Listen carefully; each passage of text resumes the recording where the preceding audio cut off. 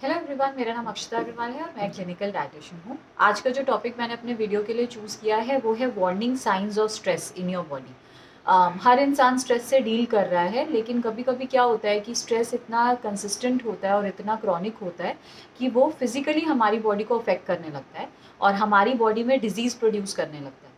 पर क्योंकि हम लोगों को ये साइंस पता नहीं होते, ये जो अर्ली साइंस है, अर्ली वार्निंग साइंस हैं कि हम लोग स्ट्रेस में हैं और वो हमें फिजिकली अफेक्ट कर रहा है, तो ये बिल्डअप होके एक प्रॉपर डिजीज़ में कन्वर्ट हो जाते हैं और जब तक हमें रियलाइज़ होता है तो it's too late to reverse it.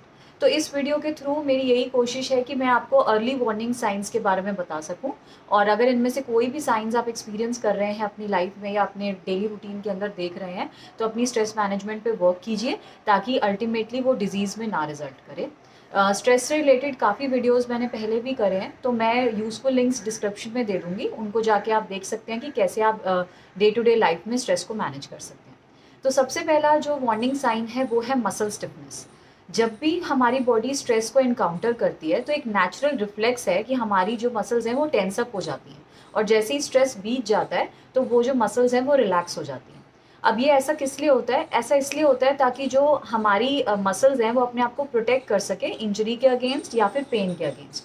But हम लोग जब क्रॉनिक स्ट्रेस में रहते हैं तो उसको रिलैक्स होने का टाइम ही नहीं मिलता। तो इस वजह से आप देखेंगे कि जो लोग भी स्ट्रेस से फिजिकली अफेक्ट हो रहे हैं उनको मसल स्टिफनेस रहती है ऑन अ रेगुलर बेसिस। तो पहला वार्निंग साइन है मसल स्टिफनेस, इसको आपने ऑब्जर्व करना है। सेकेंड साइन जो होता है वो है मूड स्विंग्स। जो भी लोग बहुत ज़्यादा स्ट्रेसफुल पीरियड में रहते हैं या बहुत ज़्यादा स्ट्रेस से डील करते हैं, उनको बहुत फ्रीक्वेंटली लो फील होता है, बहुत जल्दी इरिटेशन होती है, बहुत जल्दी गुस्सा आता है। ऐसा इसलिए होता है कि जब हम लोग स्ट्रेस को डील करते हैं तो जो हमारे हैप्पी हॉर्मोन्स होते हैं उनकी परसेंटेज बॉडी में घट जाती है। और साथ ही साथ जब हम स्ट्रेस को डील करते हैं तो एक हार्मोन रिलीज होता है कॉर्टिसोल नाम का। कॉर्टिसोल का बेसिक फंक्शन क्या होता है कि हमारी बॉडी को किसी भी स्ट्रेसफुल सिचुएशन से डील करने के लिए वो तैयार करती है। तो ऐसे में वो क्या करती है, हमारा हार्ट रेट बढ़ा देती है, हमारी पल्स बढ़ा देती है, हमारी मसल्स को टेंस कर देती है, हमारी स्लीप को रिड्यूस कर देती है, हमें ज़्यादा एक्टिव और अलर्ट बना देती है। पर ये जब क्रॉनिकली होता है, मतलब बहुत लंबे टाइम तक जब कॉर्टिसोल आपके ब्लड में रहता है, तो वो क्या करता है कि वो मूड्स को रिड्यूस कर देता है, मतलब आपको लो मूड्स रहने लगते हैं, आपको मूड स्विंग्स होने लगते हैं। तो अगर आपको फ्रीक्वेंटली इरिटेशन हो रही है, बहुत ज़्यादा गुस्सा आ रहा है, तो ये भी एक वार्निंग साइन हो सकता है स्ट्रेस का। तीसरा है इम्प्रॉपर स्लीप। आपकी ठीक से नींद नहीं लगेगी अगर आप स्ट्रेस में रहते हैं। ऐसा किस लिए होता है? एक तो जैसे मैंने बताया कि कॉर्टिसोल जो रिलीज होता है, तो कॉर्टिसोल जो है वो भी स्लीप साइकिल के साथ इंटरफेयर करता है, क्योंकि वो आपको अलर्ट बना रहा है, आपको एक्टिव रख रहा है, तो वो ब्रेन को शट डाउन नहीं होने देता, सोने नहीं देता, तो इस वजह से नींद आना मुश्किल हो जाता है। दूसरा जो मेलेटोनिन नाम का हार्मोन होता है जो कि स्लीप इंड्यूस करता है, इसकी प्रोडक्शन को भी स्ट्रेस जो है वो रिड्यूस कर देता है। इस वजह से अगर आपको स्लीप डिस्टर्बेंसेस आ रही हैं, आप ठीक से नहीं सो पा रहे हैं, तो ये भी स्ट्रेस का एक साइन हो सकता है। चौथा है हार्मोन इम्बैलेंस। तो जो भी लोग बहुत ज़्यादा स्ट्रेसफुल पीरियड से गुजरते हैं तो उनके अंदर हार्मोन इम्बैलेंस देखा जाता है, या फिर वो मतलब बहुत ज़्यादा टेंडेंसी उनकी हो जाती है कि उनके अंदर किसी भी तरह का हार्मोन इम्बैलेंस प्रोड्यूस हो जाए।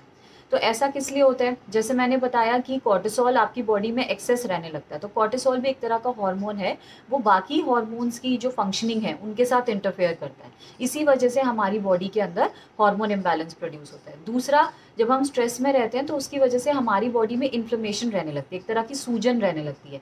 ये भी जो हमारे ग्लैंड्स हैं उनसे प्रॉपर हार्मोन सिक्रीशंस को अफेक्ट करता है और हमें इन टर्न हार्मोन इम्बैलेंस हो जाता है। तो जो भी लोग ज़्यादा स्ट्रेसफुल कंडीशंस में रहते हैं उनको थायराइड होने के चांसेस बढ़ जाते हैं, पीसीओडी हो सकता है, डायबिटीज़ हो सकता है, इंसुलिन रेजिस्टेंस हो सकता है, ये सारी चीज़ें और बहुत दूसरे तरीके के हार्मोन्स भी उनके डिस्टर्ब हो जाते हैं। तो अगर आप देख रहे हैं कि आपकी बॉडी में हार्मोन डिस्टर्बेंसेस हो रही हैं, पीरियड्स इरेगुलर हो रहे हैं, तो ये एक साइन हो सकता है स्ट्रेस का।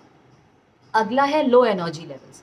आप ये देखेंगे कि आपको पूरे दिन ड्रेन फील होगा, आपके एनर्जी लेवल्स अप्रोप्रिएट नहीं है, आपको थोड़ा सा काम करने के बाद ही थकान फील हो रही है, तो ये भी स्ट्रेस का एक साइन हो सकता है। ऐसा इसलिए होता है कि जो जब हमारे ब्लड में कॉर्टिसोल लेवल हाई होता है, और क्योंकि उसने हर चीज़ बढ़ा दी है, मसल्स को टेंस कर दिया है, हार्ट रेट बढ़ा दिया, हर चीज़ को बढ़ा दिया है, उसकी वजह से हम जल्दी फटीग फील करते हैं, हमारी बॉडी जो है वो जल्दी थकान फील करती है।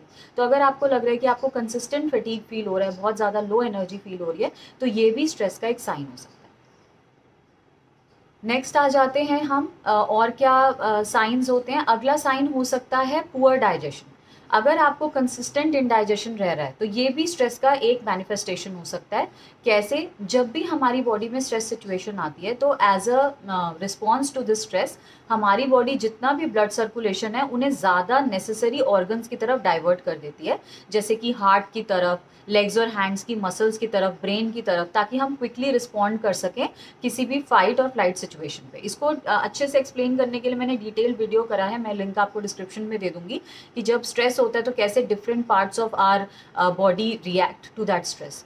तो अब इस सिचुएशन में क्या होगा कि डाइजेशन जो है वो लास्ट प्रायोरिटी होती है। जब हम स्ट्रेस सिचुएशन में डाइजेशन करना उस समय बॉडी की प्रायोरिटी नहीं है, तो जो भी ब्लड सर्कुलेशन है उसको डाइवर्ट कर दिया बॉडी ने फ्रॉम डाइजेशन और बाकी इंपॉर्टेंट ऑर्गन्स की तरफ, जो उसके लिए उस सिचुएशन में इंपॉर्टेंट है उसकी तरफ डाइवर्ट कर दिया। इसलिए जो डाइजेशन है वो एक हिट ले लेता है और टाइम के साथ जब आप बहुत ज़्यादा स्ट्रेस में रहने लगते हैं तो आपका डाइजेशन ओवर टाइम और पुअर होता चला जाता है।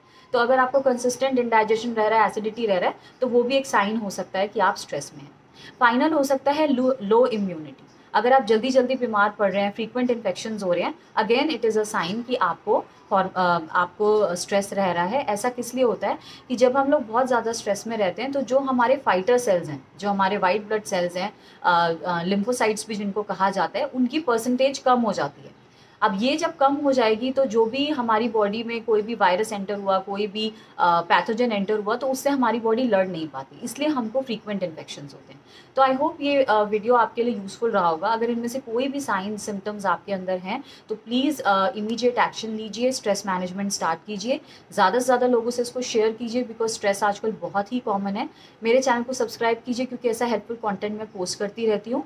अगर आपकी कोई स्पेशल रिक्वेस्ट है तो उसे आप डिस्क्रिप्शन में लिख सकते हैं, आप उसे कमेंट सेक्शन में लिख सकते हैं। मैं आने वाले वीडियोज़ में कवर करने की कोशिश करूँगी। मैं आपसे मिलूंगी अगले वीडियो में, तब तक के लिए थैंक यू।